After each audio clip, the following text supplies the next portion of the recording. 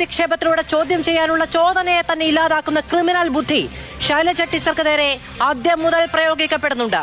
പറയുന്നത് കേട്ടാൽ തോന്നും സ്ത്രീകളുടെ പ്രായത്തെ, അവർ ആർജിച്ചെടുത്ത ബഹുമാനത്തെ, പ്രതിഭയെ ഒക്കെ ബഹുമാനിക്കുന്ന കൂട്ടമാണ് വ്യാജ നിർമ്മിതികളുമായി കളം നിറയുന്ന ക്രിമിനലുകൾ എന്ന്. ഇനി മഞ്ജു വാര്യർ, അവരുടെ വീഡിയോ നിർമ്മിക്കാൻ ആർക്കും അധികാരമുണ്ടെന്നാണോ? പൊതുവിടത്ത് തൊഴിലെടുത്ത് ജീവിക്കുന്ന സൗകുമാര്യമുള്ള സ്ത്രീകൾ ഇത്തരം വഷളത്തങ്ങൾക്ക് ഇരയാകാൻ സ്വയം തയ്യാറായവരാണ് എന്നതാണോ KS ഹരിഹരൻ ഇക്കാലം അത്രയും കൊണ്ട് ആർജിച്ചെടുത്ത പൊതുബോധം? അത് പറയാൻ ഉളുപ്പില്ലാത്ത സ്വാതന്ത്ര്യമുള്ള വേദിയാണോ UDF-ന്റേത്? അത് കേട്ടു കൈയടിക്കാനും ചിരിക്കാനും നിന്ന് ഉളുപ്പില്ലാത്തവരുടെ കൂട്ടമാണോ വെറുപ്പിന്റെ കമ്പോളത്തിലെ സ്നേഹത്തിന്റെ മൊത്തക്കച്ചവടക്കാർ? KK രമയെ കേരളം എത്ര തവണ ചേർത്തു പിടിച്ചിരിക്കുന്നു. അവർ നേതൃത്വം നൽകുന്ന RMPയിൽ നിന്നാണ് ഈ തികഞ്ഞ സ്ത്രീ വിരുദ്ധത തികട്ടി വന്നിരിക്കുന്നത്.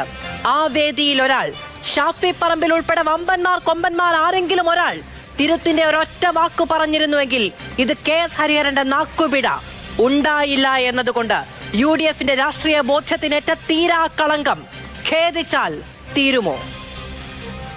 KS ഹരിഹരന്റേത് UDF ബോധ്യമോ? നിൽക്കക്കള്ളിയില്ലാത്ത മാപ്പ് നിലപാടോ? വിവാദ പ്രസ്താവന വിദ്വേഷത്തിന്റെ തുടർച്ചയോ?